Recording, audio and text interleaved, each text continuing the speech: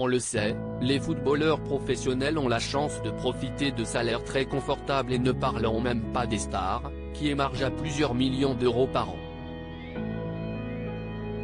Récemment, Cristiano Ronaldo a signé en Arabie Saoudite pour plus de 200 millions d'euros par an, renforçant cette idée que les sportifs sont souvent très bien lotis. Pour le reste des joueurs du championnat de France, les salaires sont eux aussi très confortables et cela peut parfois attirer les mauvaises personnes et si est exactement ce qui est arrivé à un ancien visage bien connu des amateurs de Ligue 1.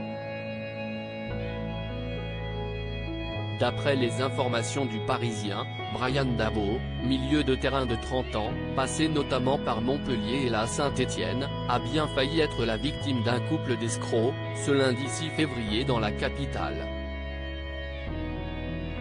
Actuellement joueur de l'Aris Salonique, un club grec, le sportif originaire de Marseille se trouvait à Paris dans l'espoir de vendre plusieurs montres de luxe à ces deux individus, qui avaient prévu un rip deal, comme le précisent nos confrères.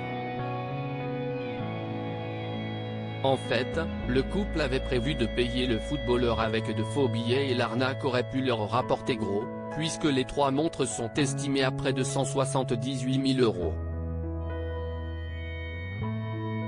Le joueur se doute de quelque chose et prévient la police. Heureusement, Bryan Dabo a senti le coup et au moment de sa rencontre avec le couple dans le salon d'un hôtel de la rue de Courcelles à Paris, 8e, il a fait volte-face.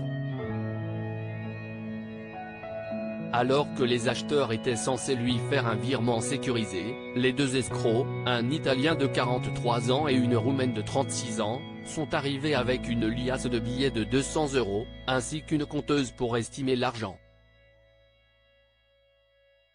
Face à cet imbroglio, le sportif, qui sent le coup fourré, réussit à prévenir discrètement la police, qui finit par interpeller les deux malfaiteurs aux alentours de 14 h, lundi dernier.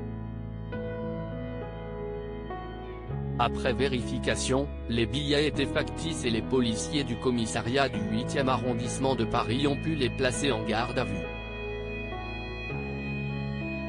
Toujours selon le Parisien, le duo serait également recherché dans d'autres pays.